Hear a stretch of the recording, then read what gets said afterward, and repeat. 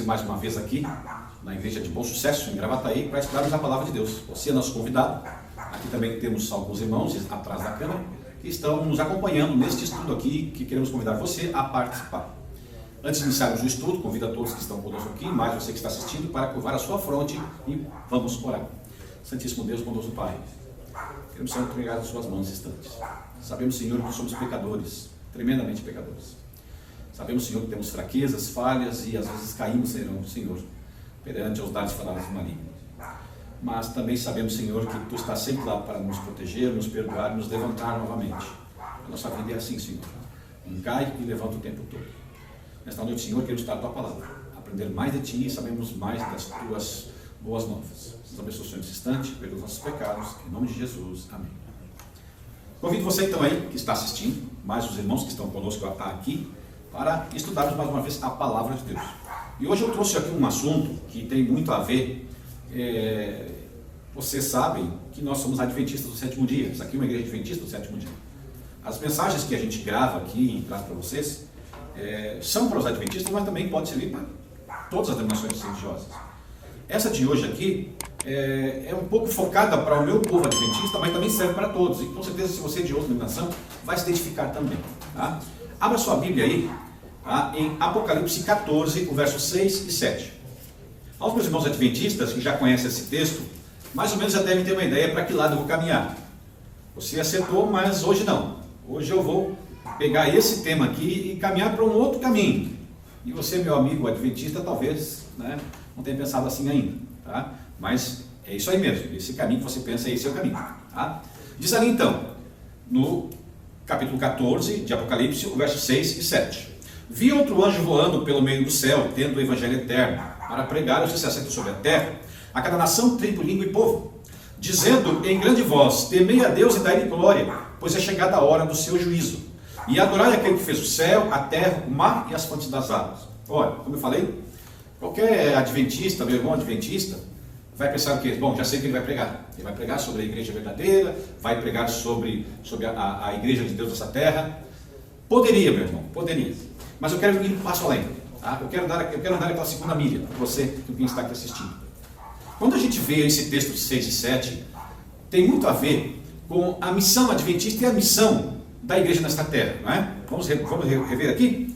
Vi outro anjo no meio do céu, o evangelho eterno, as boas novas, as quais se assentam sobre a terra, nação, tribo, língua e povo, o mundo inteiro, temendo a Deus e dar glória a chegar ao seu juízo, a volta de Jesus, e também adorar aquele que fez o céu, a terra, o mar e as fontes das águas, a adoração a Deus pela guarda e observância dos mandamentos e do sábado. Ok, é isso aí. Agora, você, amigo, irmão adventista, e aos que estão aqui assistindo também, essa aqui não é a nossa identidade? Como cristãos, não só como adventistas, mas como cristãos, religiosos, tementes a Deus, não seria a nossa identidade como igreja? Pregar a volta de Jesus, ensinar a Bíblia às pessoas, ter respeito por Deus, guardar os mandamentos, mesmo que seja aqueles mandamentos que você aprendeu em sua igreja, mas guardar esses mandamentos, porque é a luz que você recebeu. Não é essa a nossa identidade? Agora pergunto para vocês que estão aqui na igreja e aqui vocês que estão assistindo. A igreja de hoje, a igreja cristã de hoje, 2020, ela tem essa identidade ou ela perdeu essa identidade? Eu entendo que ela está perdendo essa identidade. As igrejas de hoje, elas não pregam mais a volta de Jesus. Elas pregam a prosperidade. A igreja de hoje, elas não pregam mais a cura espiritual, mas a cura física. A igreja de hoje, ela não prega mais a prosperidade eterna na volta de Jesus com a vida eterna, mas prega uma prosperidade terrena nesta terra até que a morte venha. A igreja de hoje, ela prega uma vida relativa, um evangelho relativo, um pecado relativo, na qual eu escolho uma igreja que se adapte à minha vida, e não a minha vida adaptar-se a essa igreja. A igreja de Deus de hoje, ela não tem mais identidade. Qualquer uma faz a sua própria identidade. É muitas caras. Cada igreja tem uma cara diferente. Você vai, sai e procura uma igreja que se adapte a você. Não é que você entrar numa igreja e se adaptar a ela. Por quê? Porque para você se adaptar à sua igreja, você precisa mudar algumas coisas na sua vida. Deixar de beber, de fumar, de ir a baile, deixar de usar aquela roupa que gosta, deixar de ter aqueles costumes que gosta, deixar de comer aquelas coisas que gosta, deixar de trabalhar naquilo que gosta. Então, você tem que se adaptar à igreja. Hoje não. A igreja relativa é a igreja que se adapta a você. A igreja tem que se adaptar. Não, eu vou numa igreja que se adapte a mim. Se a igreja não se adaptar em mim, eu não vou ficar. Então nós perdemos a nossa identidade. Esse é o primeiro ponto. Eu quero ver com você hoje 4 pontos da igreja de hoje. O primeiro ponto é esse. É a falta de identidade. A igreja não tem mais identidade. A gente entra na igreja, um olha para a cara do outro e a gente não sabe mais por que estamos aqui. De onde vim? Para onde vou? Quem sou? Quem sou eu? Ninguém sabe mais nada. Você entra numa igreja e as pessoas começam, os cristãos começam a dizer: quem sou? De onde vim? Para onde vou? Quem sou eu? Alguém me diga quem sou, para onde vou? Não. É sem identidade completa. Continuando o nosso estudo de hoje, quero convidar você para passar para o livro de 1 São João, verso 2, capítulo 2, verso 15, tá? 1 São João. Vai só voltar um pouquinho no Apocalipse aqui. Vai voltando algumas páginas até o fim do Apocalipse. Tá? Mais umas 2 folhas você vai encontrar. 1 São João 2, 15. Tá? 15, 16, 17. Olha lá. Segundo ponto da nossa igreja de hoje. Tá? 1 São João 2, verso 15 em diante. Não ameis o mundo, nem as coisas que há no mundo. Se alguém amar o mundo, o amor do Pai não está nele. Porque tudo que há no mundo, a concupiscência, quer dizer, a tendência da carne, a concupiscência dos olhos e a soberba da vida, não procede do Pai, mas procede do mundo. Ora, o mundo passa, bem como as suas vontades, as suas concupiscências, suas tendências. Aquele, porém, que faz a vontade de Deus, permanece eternamente. Aqui mostra o quê? O que nós temos hoje na nossa igreja? O mundanismo. A igreja que deveria mudar o mundo, está sendo mudada por ele. Hoje nós temos dentro das igrejas uma igreja totalmente modificada. O mundo que lá fora deveria ser influenciado pela igreja, é esse mundo que influencia a igreja. Não é mais a igreja que influencia o mundo. Não é mais a igreja que diz ao mundo como deve ser. É o mundo que diz à igreja como deve ser. É o mundo que determina dentro da igreja a moda, a forma de falar, os penteados. Agora tem cristão botando tatuagem, tem crente usando piercing, tem mulher crente que vai para a igreja e coloca um vestido puxado a vácuo, né? Coloca um vestido aqui, vai lá embaixo na boca da saia, bota um aspirador de pó e puxa, né? Fica fechadinho, parece embalagem de refrigerante, fechadinho ali, já vem para a igreja embaladinho a vácuo, ali. Tá? Cristãos que querem trazer o mundo para dentro da igreja, não pode ser assim. A igreja que deveria modificar o mundo, está sendo modificado por ele. Ora, nós temos que deixar os costumes do mundo lá fora. A igreja aqui é um local onde tem os costumes da igreja, onde a Bíblia é que prevalece. É a Bíblia que diz que tipo de roupa, que tipo de moda eu vou usar, que tipo de vestimenta, que tipo de palavreado eu vou ter dentro da igreja, que tipo de forma eu vou ter, que tipo de culto vai ter. O mundo hoje entrou dentro da igreja e determina que é o culto. Não é mais o culto como Deus quer. Nós estamos hoje, com o mundo de hoje, fazendo a oferta de Caim. Deus pediu a Caim: eu quero um cordeiro, mesmo que você seja um lavrador. Eu quero um cordeiro. Você vai lá, pega com seu irmão um cordeiro e sacrifica um cordeiro. Eu não quero o resultado da sua colheita. Eu quero um cordeiro. Caim fez o quê? Não, um cordeiro não. Eu vou dar o fruto da terra que eu fiz, porque eu determinei. Sou eu que decido como Deus vai ser adorado. Não é Deus que decide como ele vai ser adorado. É eu que decido. As igrejas estão fazendo isso. Não é mais Deus que decide como ele quer ser adorado. As músicas da igreja não é mais Deus que decide, nós decidimos as músicas. Eu pego lá um samba, um forró, pego lá um funk, pego lá um rap, trago para dentro da igreja, pego aquele ritmo, coloco uma letra gospel e pronto. Rap gospel, funk gospel. Agora inventaram o ano passado o carnaval gospel. Você pode botar na internet aí, está lá. O carnaval gospel. Um pastor aí que é super famoso no YouTube, comandando na frente e dando todo aval. Por favor. Misericórdia de uma coisa dessa. Agora eu vou começar o quê? Vou colocar aqui algumas mulheres dançando aqui do funk gospel. Por quê? Porque é a forma que eu acho melhor que Deus deve ser adorado. Não, é Ele que decide a adoração, não sou eu que decido. Continuando nosso estudo aqui. Abra sua Bíblia, Atos 2:42. Atos 2:42. Vamos para o terceiro ponto. O terceiro ponto que eu quero abordar com vocês sobre a igreja nos dias de hoje. Atos 2:42. Deixa eu pegar o meu, perdi aqui. Tá? Atos 2:42. Aqui, volta as folhinhas fininhas. Atos 2, aqui. Atos 2:42. Vamos ler? Vamos lá. E perseveravam na doutrina dos apóstolos, na comunhão, no partir do pão, nas orações. Em cada alma, tá? A alma é a psique, havia temor. E muitos prodígios e sinais eram feitos por intermédio dos apóstolos. Está falando aqui da igreja nos tempos dos apóstolos. Tá? Todos os que creram estavam juntos, tinham tudo em comum. Vendiam as suas propriedades e bens, distribuindo o produto entre todos, à medida que alguém tinha necessidade. Diariamente perseveravam unânimes no templo, partiam o pão de casa em casa e tomavam suas refeições com alegria e singeleza de coração, louvando a Deus e contando com a simpatia de todo o povo. Enquanto isso, acrescentava-lhes o Senhor dia a dia os que iam sendo salvos. Vocês viram aqui, vocês que estão aqui na igreja, como é que era a igreja nos tempos de Cristo? Agora eu pergunto para você que está assistindo e pergunto para os que estão aqui atrás da câmera. A igreja de hoje, 2020, é esta aqui que nós estamos lendo? Ainda não. Ainda não, né? O pessoal está fazendo assim com a cabeça. Essa que leu aí, até o Gabriel comentou agora, é a igreja dos sonhos. Esta aqui, mas é a igreja que tinha lá. E se a gente voltar lá nas 7 igrejas do Apocalipse, essa igreja aqui era a igreja de Éfeso. A igreja de Éfeso. As 7 igrejas do Apocalipse. As 7 igrejas do Apocalipse. A primeira igreja aqui, Éfeso, que ela é também representada por um cavalo com um cavaleiro e um cavalo branco. Esse cavaleiro é Jesus, o cavalo branco é a pureza daquele tempo.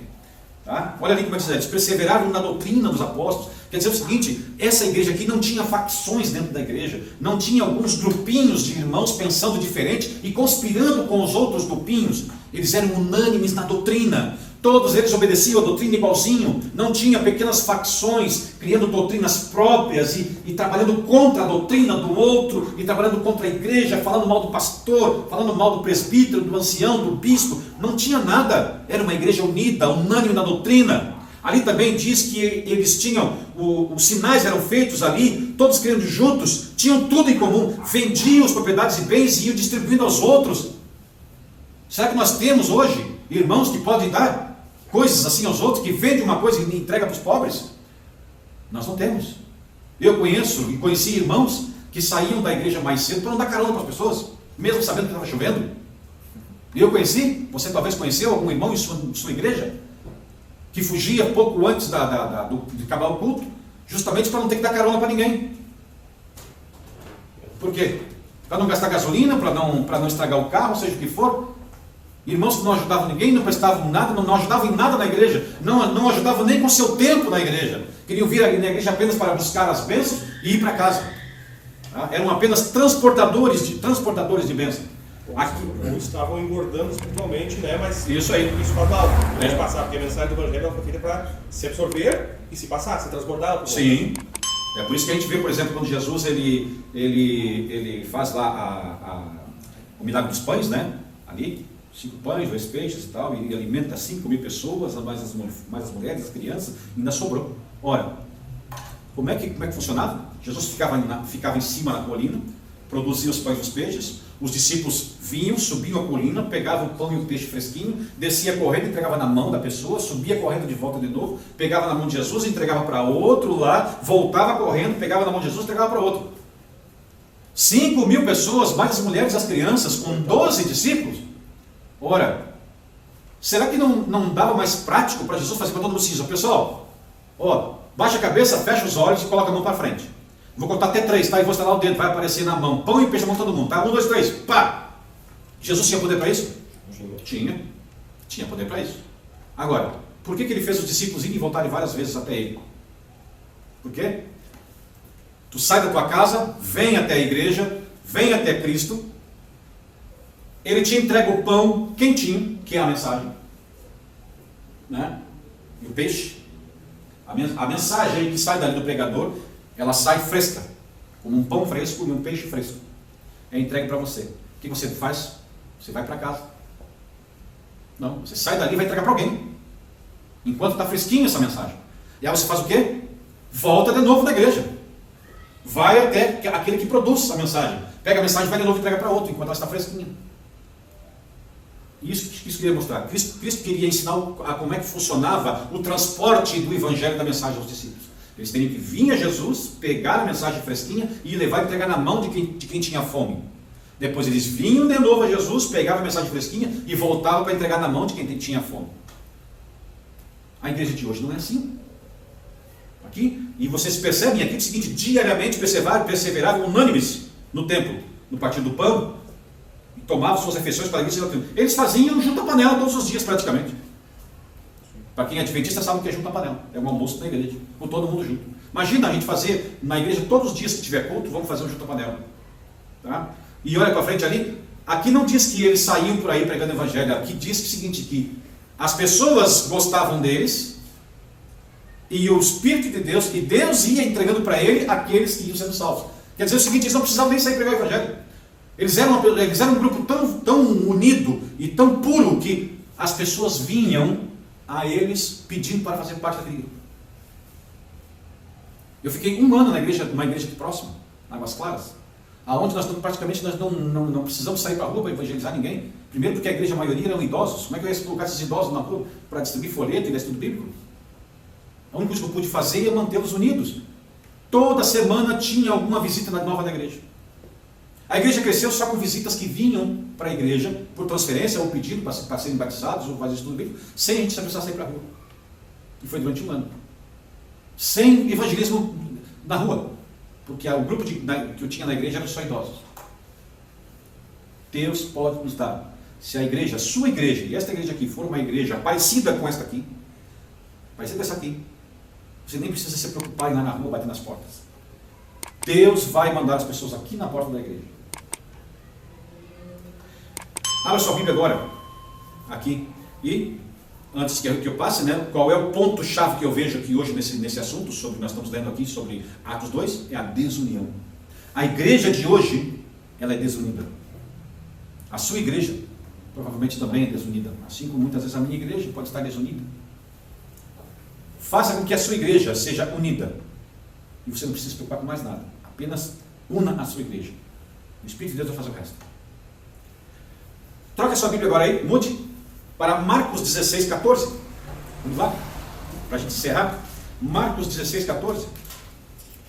E vamos para o último ponto de observação do nosso estudo dessa noite. Marcos 16, 14. Tá? Eu sempre deixo o melhor para o final, né? Então vamos deixar aqui a cereja do bolo, a gente coloca no final do bolo, né? Não quando começa o bolo. Tá? Marcos 16, 14 diz o seguinte: finalmente apareceu Jesus aos 11, quando estavam à mesa.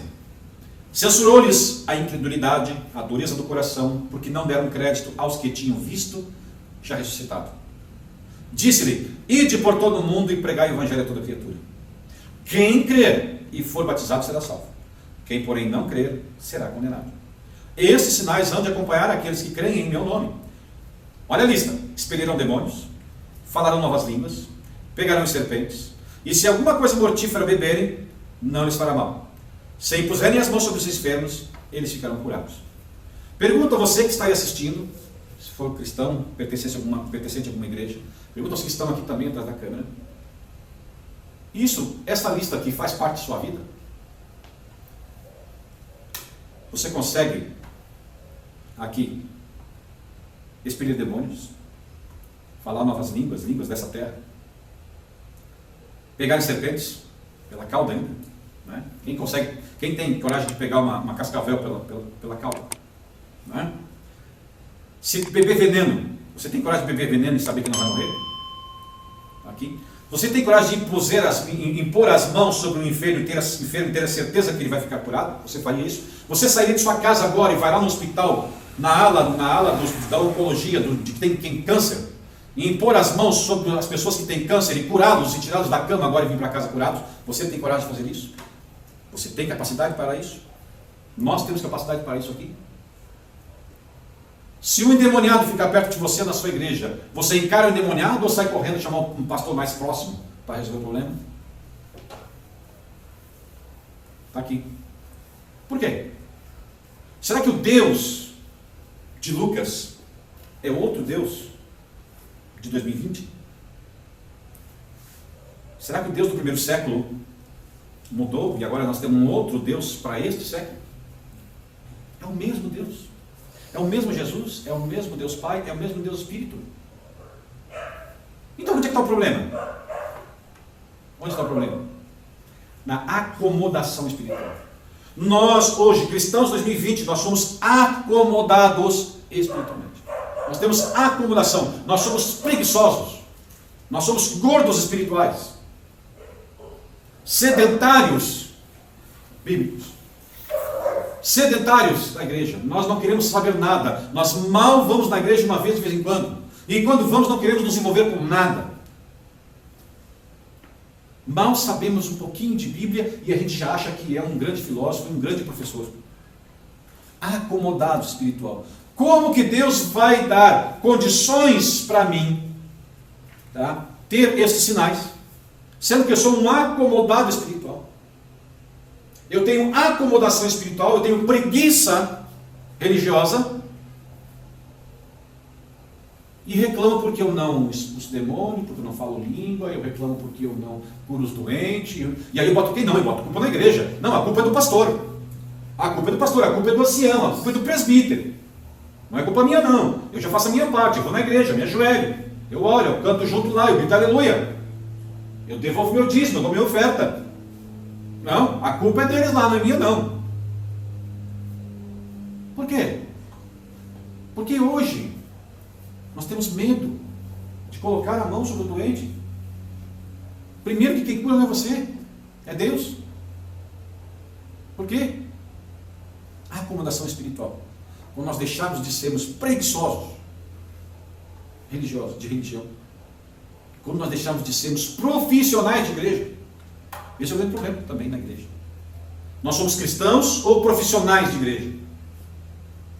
Eu venho à igreja, eu lidero a igreja, eu administro a igreja, eu prego, chamo os pregadores e tal, venho aqui, organizo tudo, organizo o culto, né? Beleza, vamos embora para casa, ok? Só falta ter um cartão para bater na porta da igreja. Só falta ter carteira assinada e um cartão para bater. Opa, acabou o expediente. Profissional de igreja. Nós deveríamos ser cristãos, a serviço do Senhor, mas preferimos ser profissionais.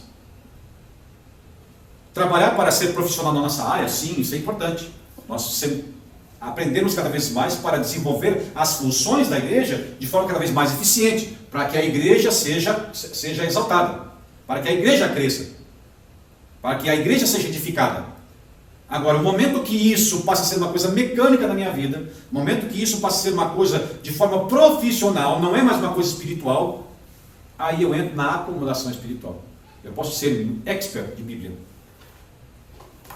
mas o que salva não é o conhecimento bíblico. Porque se o conhecimento da Bíblia salvasse, o diabo estava salvo. O diabo estava salvo.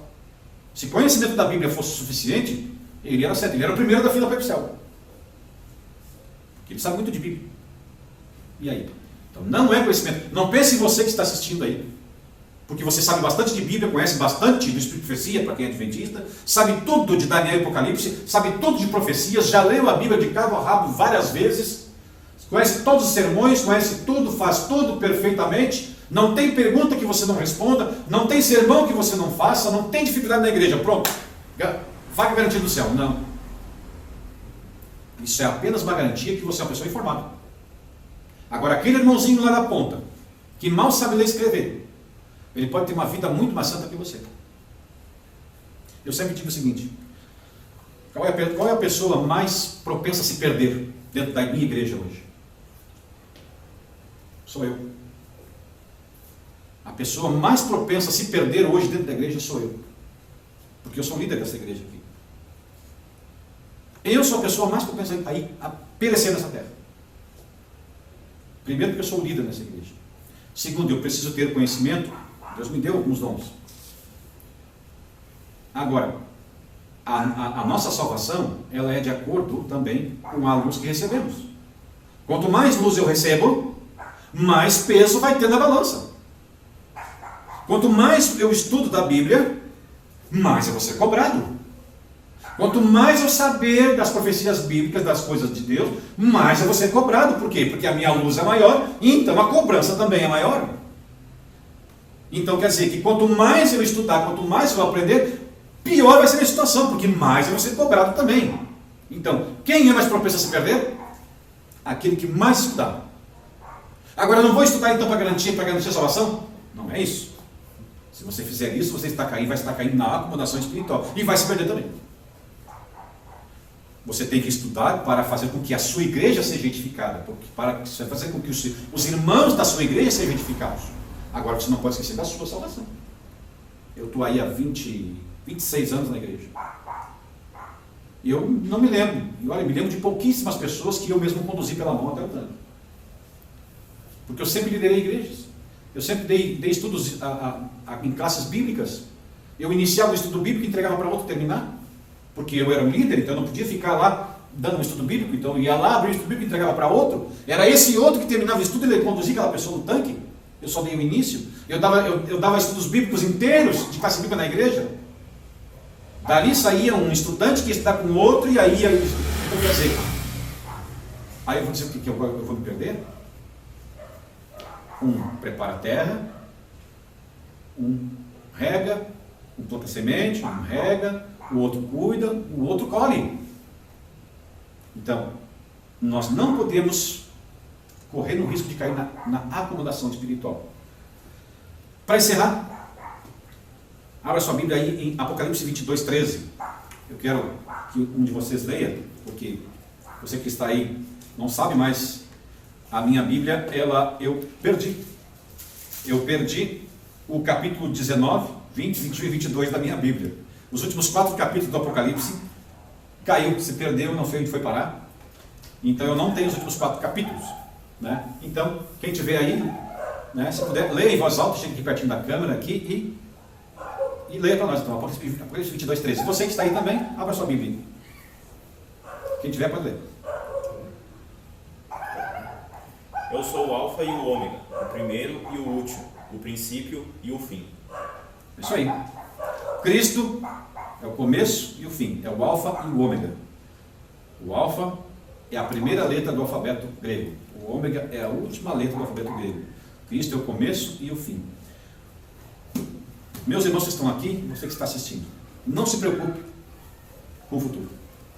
Temos aí eleições nas cidades do Brasil, eleições presidenciais americanas, o mundo passando por uma pandemia, tanta coisa estranha, a gente não sabe o dia de amanhã, nem o que vai acontecer no ano que vem. Mas uma coisa eu sei contar para você que está em casa. Eu posso estar aqui sem os últimos 4 capítulos do Apocalipse, porque a minha Bíblia soltou as folhas e se perdeu. Sabe por quê? Porque ela está toda destruída. De tanto eu rabiscar, ler e estudar. Minha Bíblia é totalmente cheia de anotações.